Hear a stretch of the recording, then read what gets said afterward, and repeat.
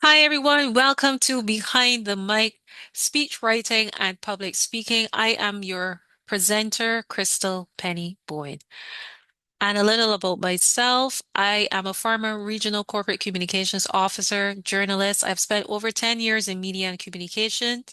I'm an author, writer, producer, BBC consultant, digital marketer, cancer prevention advocate, and content creator. So in this session, we're going to have an introduction looking at effective communication, why it matters.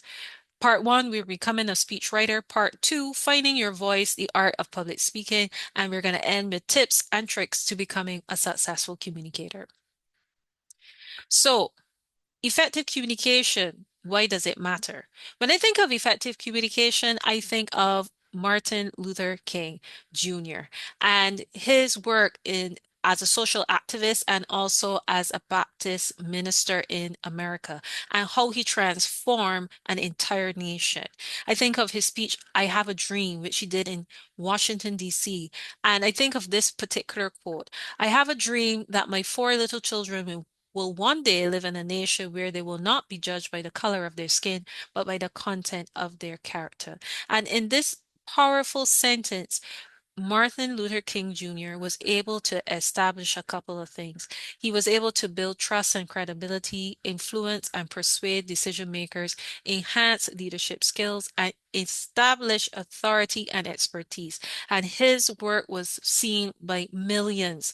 Today, if he was on social media, he would have millions of followers. And his influence was so much that he was able to talk to presidents and encourage them to create change in the various states. So this is the perfect example of a person who understands the importance of effective communication. Part one, becoming a speechwriter. In the art of speech writing, you must look at the framework, and the framework consists of these three main things. Having a clear message with a clear purpose, organizing ideas logically, delivering it efficiently to an audience. When you look at these three things, you are creating the framework of a speech writer. Okay? So your message must be clear and it must have a purpose. So you must think about what is it that you're seeking to accomplish, and your ideas must be logical. Don't overwhelm the audience. Just look for a few things that you can use to convince them of what it is that you're trying to say. And then you must deliver it efficiently. So, how do you deliver that message? We'll talk a little bit more in this session. When you're thinking about speech writing, you must look at three things. You must look at the introduction. So set the tone and engage the audience. That is very, very important. And that has to happen within the first few sentences of your presentation. Also, present main points with evidence and examples. So wherever possible, bring some data. How are you going to convince them? You need to show facts. You need to show figures. So produce that evidence and examples, and that will help you in bringing your message across. And lastly, in your conclusion, you must end with a strong message or call to action. Always encourage the audience to do something. What is it that you want them to do? Sign up, vote for you. What is it that you want them to do? You have to be very convincing in your conclusion. Know your audience. So when you know your audience, you're doing two things. You must tailor your message and you must connect emotionally with them. And this is very important. Don't ever go and make a speech without knowing who your audience is. That is very, very important. And you also have to remember that you're speaking to human beings, so you must connect with them emotionally. Find a way to bring some sort of lightness to your message. How are you going to do that? Or if indeed it is a serious topic, how do you get them to be engaged? So know your audience. Dale Carnegie once said, talk to someone about themselves and they listen for hours. So that's something to remember when you are trying to write a speech. Crafting a compelling message. Now, when you're thinking about crafting a compelling message, you must focus on these things. Focus on a central theme or message. So you must come up with an idea of what it is that you want to talk about. Also, remember to keep your language simple and direct. Use an active voice for impact. I am, I will, we are. Always speak to them like if they are in the know. When you're looking at the structure of your message, your opening must capture the attention of the individual right away. So start with a question or anecdote or a startling fact. Also, when you're looking at the body, you need to organize your key points logically, supporting them with data and examples. And in closing, you remember, as I said, you must end with a strong statement or a call to action. So using storytelling, why stories matter. So make the message more relatable and memorable. Engage both the heart and mind of your audience. And you must simplify complex information. So a few weeks ago, I went and presented at a school and I had to write a speech for students.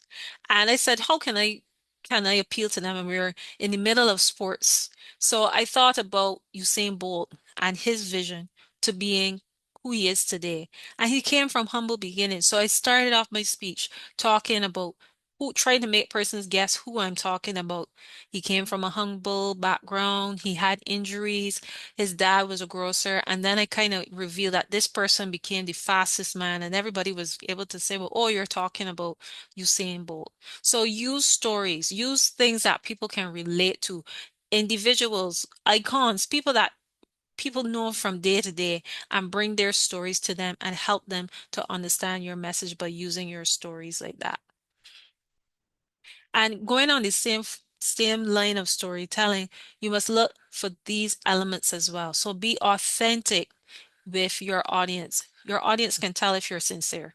And also be very vivid in your details. Use as many details as you want to paint that picture. As I said in my speech with the school, I talk about Usain Bolt and I look at his early life and I try to paint this idea of this young man who was very active in sports, come from humble beginnings, and how he used his early existence to become the superstar that he eventually became. So use vivid details to paint pictures and keep it relevant so it will connect the story to your main message, right?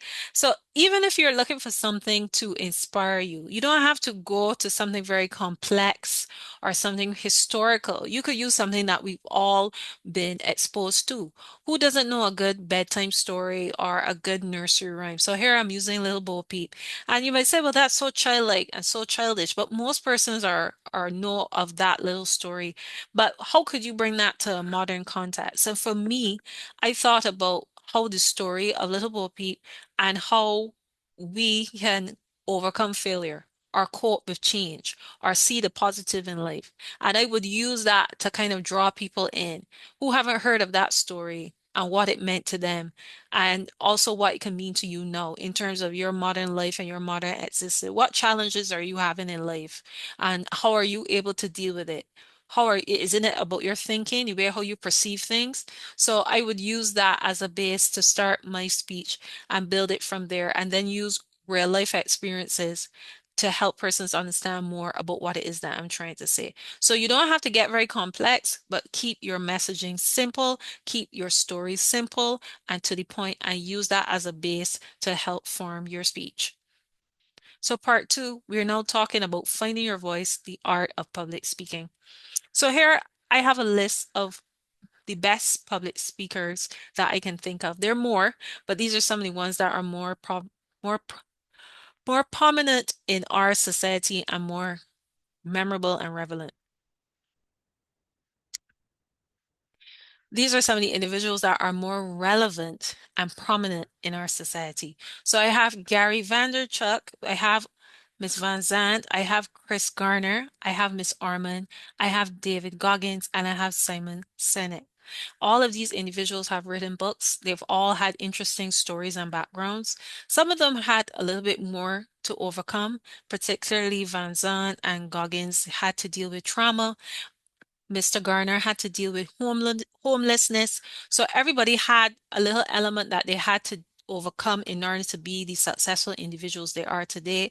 And now they speak to millions of people, and with social media, that influence is even wider. So these are a group of individuals that you can refer to. You can go and find their content on YouTube and on social media, and this can help you on your journey to become a better public speaker. Finding your voice. So when you're finding your voice, you have to look at a couple of things. First, you must look at self-discovery. What are you passionate about? So practice in different spaces, seek feedback, and also mix it up. Use different styles and techniques. First one is self-discovery. You have to actually take a look at yourself. What do you care about? What do you love? What do you want to talk about?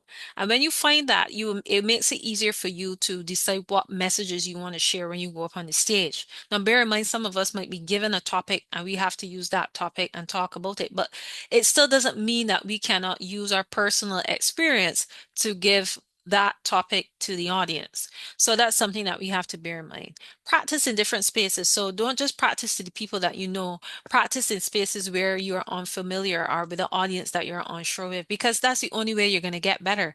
The more audience or more different type of people that you interact with, the better you are going to be able to share your messages. And always seek feedback. So if you're speaking publicly, find out from persons how did they like the message?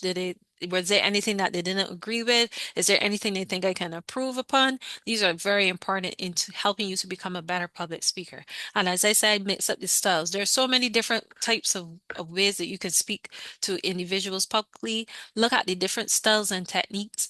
Try different types and see which one works for you.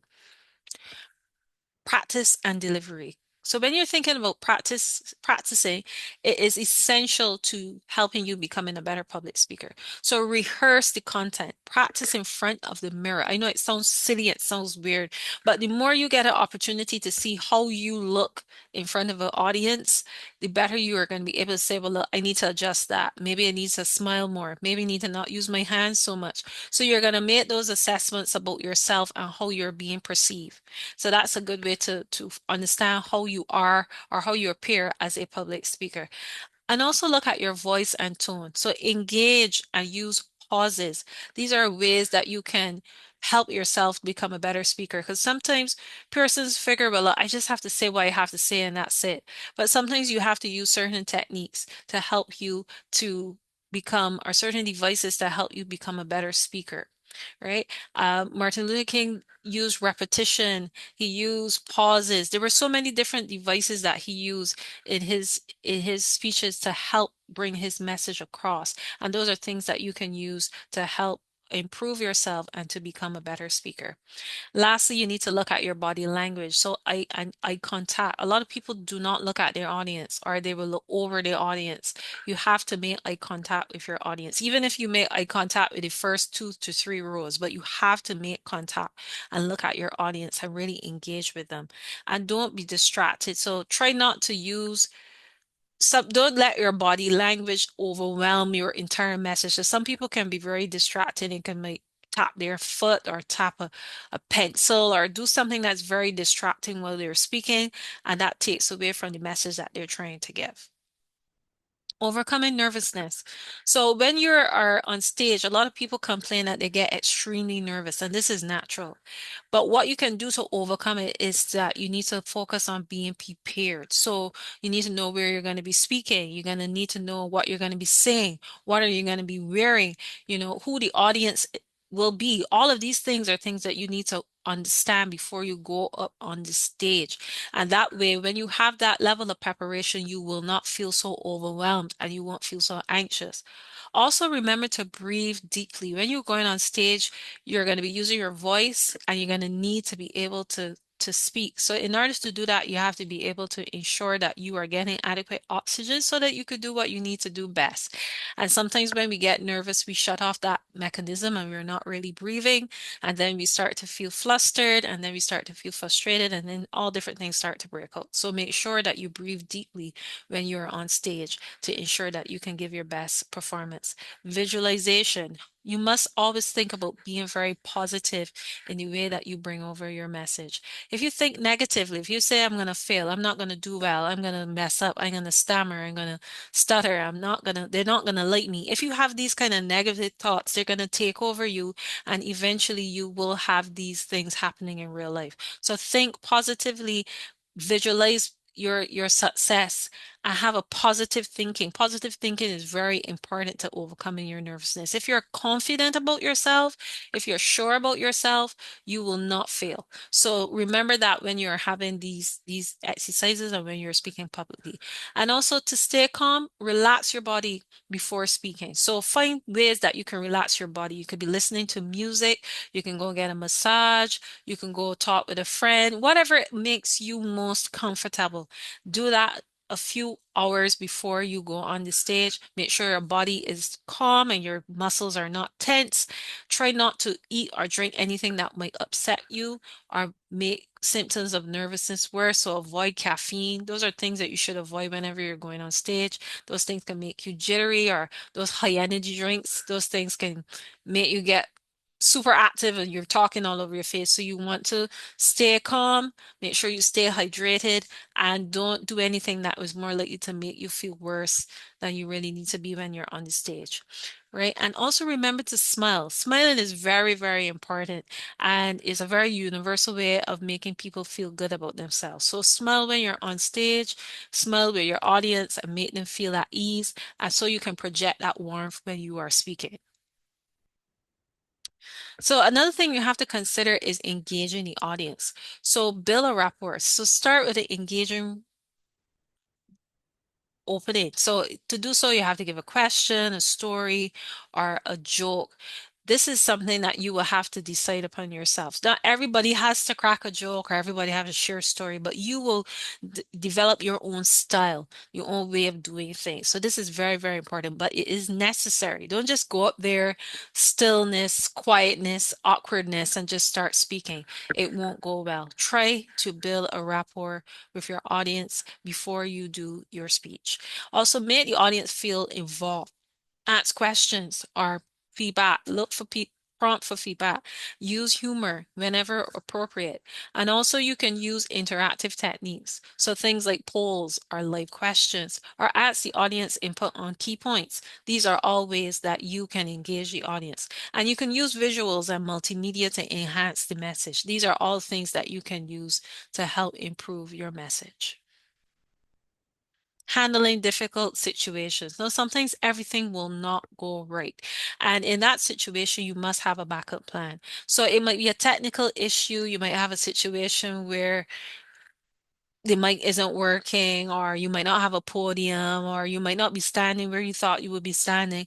How are you going to overcome these things? So you must find a way around these things. And also in this situation, you must remember you still have to stay composed and know that you still have to do your part. Unless for some reason you're not able to continue your speech, you should try to continue your speech, even if you don't have a microphone. Just ensure that you are being heard.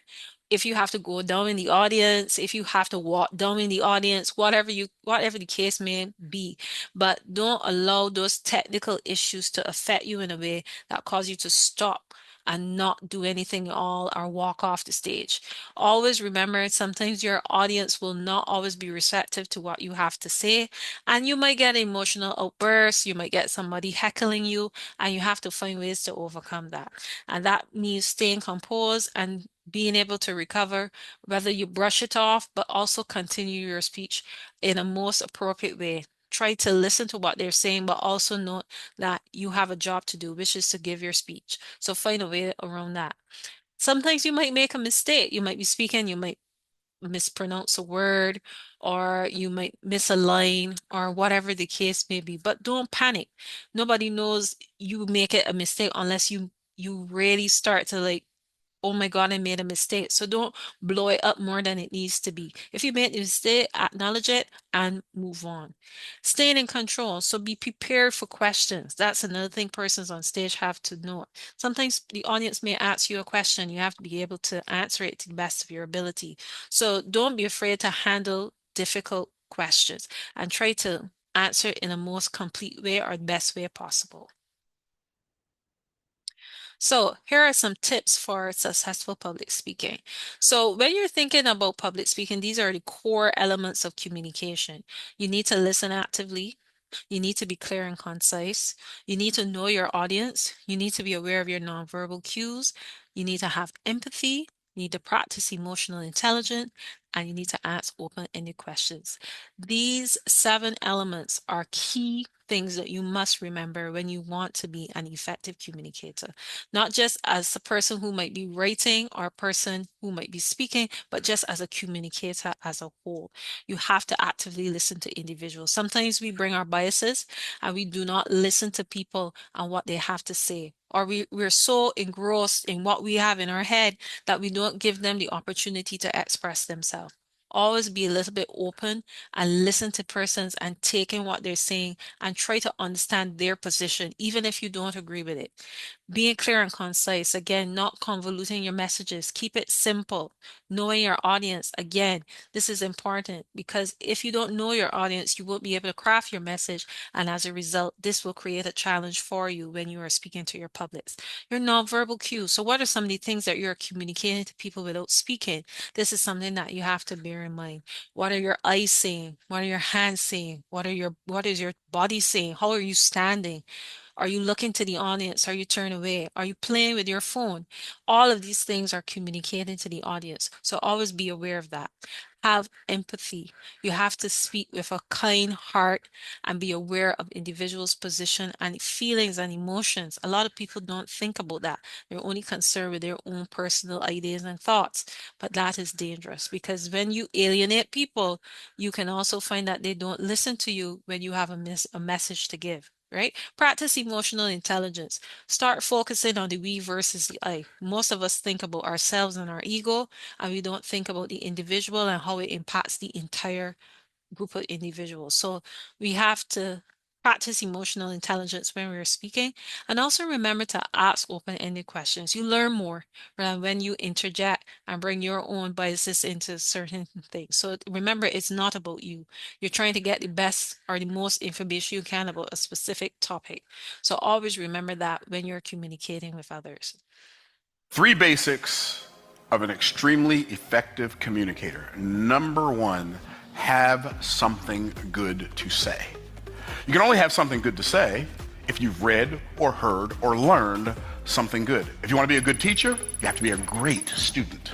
So have something good to say. Number two, figure out how to say it well. Everybody who has something good to say doesn't say it well. I heard somebody say one time, I've got a really great voice. And then somebody else said, yeah, but you just tear it up so bad getting it out of you. Well, some people have a really great message. They just tear it up so bad when they're getting it out. They're not an effective communicator. So have something good to say, have a way to say it well, and last but not least, have a good time saying it often.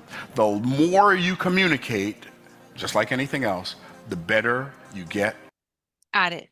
So that's something to bear in mind. This is Myron Golden. He is a business growth consultant, and he's sharing 3 points on how to be an effective communicator.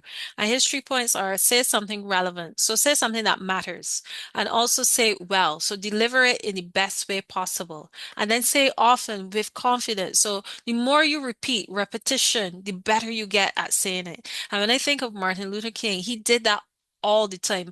The reason why he was so impactful on I Have a Dream is because those messages he gave in that speech, he had given over and over again. No matter where he was speaking in a church, he was speaking in a yard, he was speaking on a bridge, he gave the same message over and over again. So by the time he got to Washington, D.C., he was at his master level, and that is why it was so impactful. So remember that. Say something relevant, say it well, and say it often with confidence.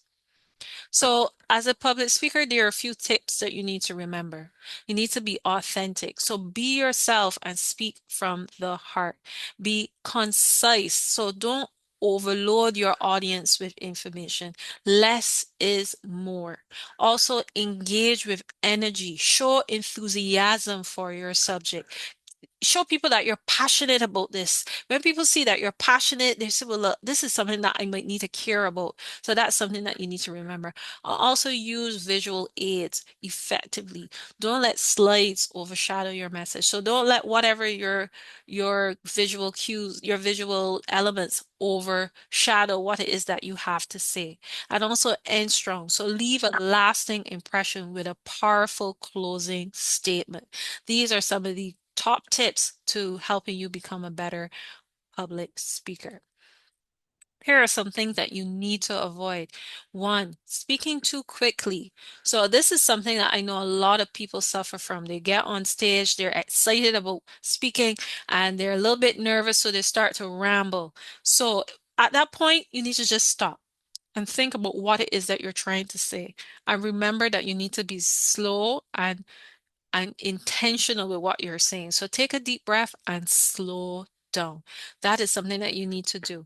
And then look at how you're speaking. So are you using a lot of crutch words? Are you like, like, obviously, exactly? And is it something that you're doing over and over again? You're not able to speak in clear sentences. You're every minute like, That can take away from your message. So try wherever possible to avoid them. Speaking aggressively or loudly, remember to soften your tone. When you're talking to your audience, you want to be as calm as possible. You don't want to be aggressive. We know some speakers, there will remain unnamed, that are leading certain countries right now who are extremely aggressive. That still works for them. But in the real world, that you come off as aggressive and you turn people off. So wherever possible, try not to speak aggressively or too loudly when you're talking to your audience. Back in the audience, sometimes people are so nervous that they bat the audience, and that can be really, really, you could really break that. Any if you have created any relationship with your audience, you're breaking it right away by turning your back to them. So always face your audience, always have a relaxed stance, and remember to keep your arms free. And lastly, try to be interested in your audience. Try to interact with them. Ask questions. Pick a person, ask their name, share a joke. However way that you can break the ice, find a way to talk to your audience and just break that tension that might be in the room. Most people are very nervous when people get together, and you have to try and find a way to overcome that. And lastly, I have an exercise. So I encourage all those who watch this session, who made it to the end, to record a 30-second video talking about a topic you like to an audience of 10-year-olds. I'm trying to find the most basic audience who might be able to understand you and your message, and think about how you would deliver that message. After you've recorded it, listen to it and start to look and take some notes. So look at your language, your body movement, your eyes. How do you look to the audience, your posture, look at your tone of voice. Also, did you write down what you wanted to say, or did you speak from the head? Did you practice? That's another thing. Do you practice before you recorded, or you just kind of did it as is?